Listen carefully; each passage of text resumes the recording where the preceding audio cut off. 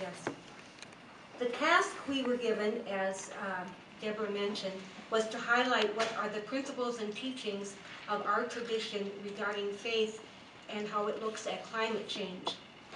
Fortunately, we were all lucky about the time allowed for each one of us, and what Deborah mentioned to me was, you don't need to say everything. And you're lucky because the Catholic tradition has lots of documents, and we could be here all day if I went through any of them. So I'm just going to offer some highlights. I begin with a short story. A certain wise person was respected for her gentle wisdom, her empathetic heart, her openness and sincerity. Whenever anyone asked her how she became so holy, she always answered, "I know what is in the Bible." One day she'd given this reply to an inquirer in a coffee shop, and a seeker asked her, "Well, what is in the Bible?" "In the Bible," said the person, "there are 2 pressed flowers and a letter I will always cherish." You are probably wondering why I would do such a story to share about our commitment, or the commitment of the Catholic tradition, to justice, faith, and climate change. As I continue, I hope you see the connection. First of all, like any Christian tradition, I believe the first document that we have, the first principle, is the scripture that we have, as do other traditions have their scriptures.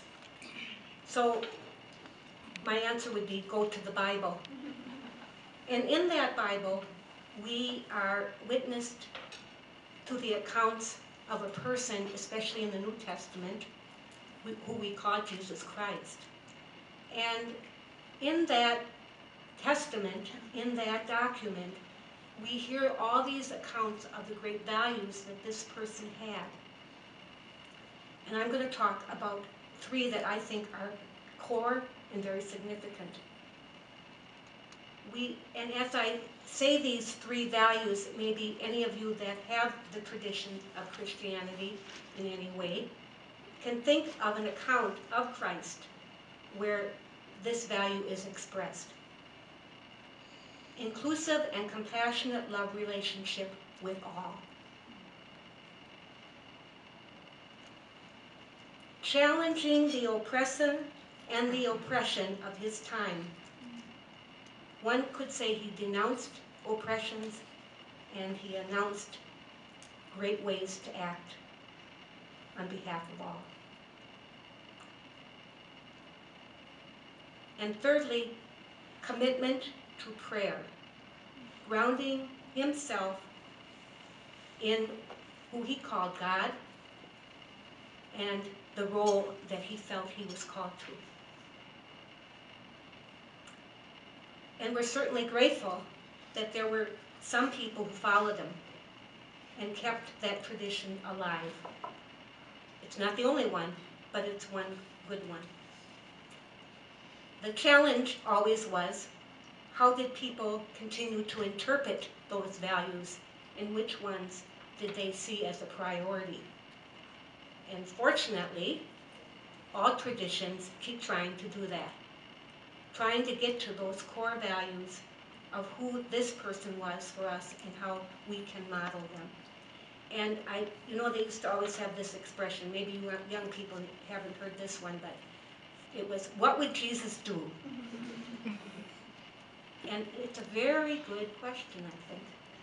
And I believe that if he were here today, he would be doing very in priority these 3 important things.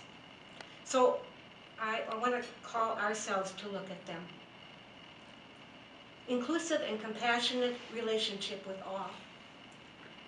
As we are discovering, and we are very lucky in our day, to come to see that all are kin.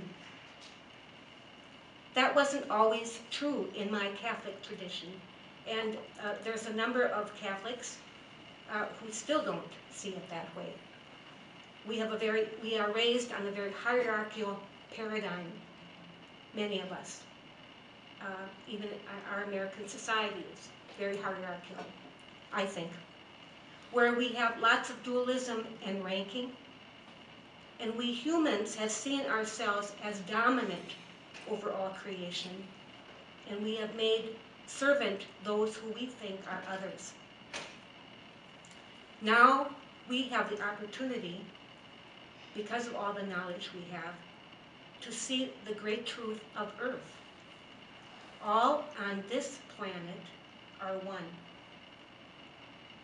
And many have a new way of calling us to that. You heard before, and I think most traditions use the word stewardship.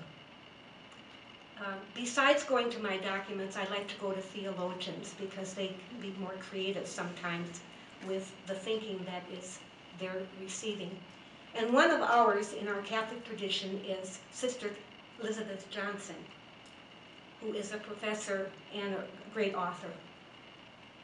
And she invites us to move from a kingship model, which is very hierarchical, and talks about a stewardship model, which still has hierarchy, to a kinship model. And I have articles up here, an article that briefly describes that. I can't go into that because of my time, but I would really encourage any of us to think of that kinship model, a lens, the way we can look at things. Okay. Secondly, challenging oppressive behavior and announcing good ones. Catholics have a long list of official documents which we call encyclicals, and they started in 1891. We call these the social teachings of our tradition, and different encyclicals along the way by our popes. They're usually written by our popes with their staff.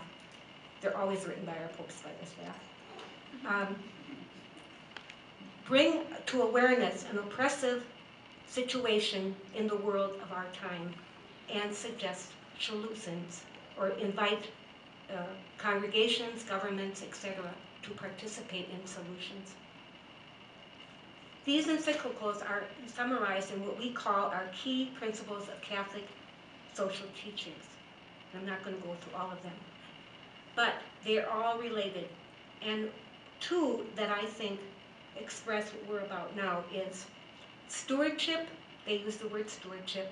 I would say kinship of creation, but that still hasn't been owned by us yet. And global solidarity and the promotion of peace.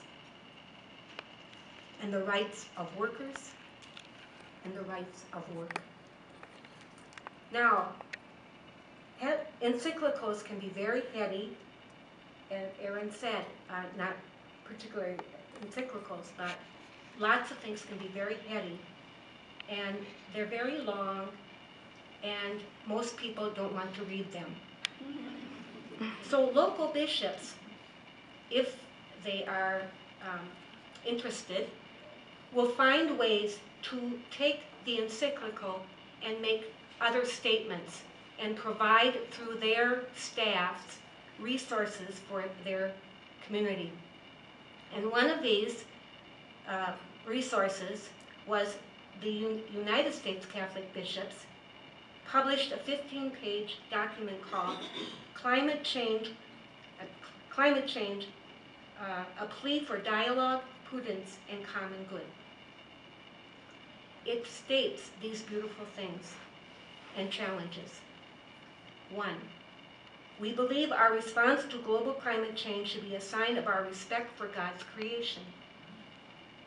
2, at its core, global climate change is not about economic theory or political platforms, nor about partisan advantage or interest groups' resources or pressures.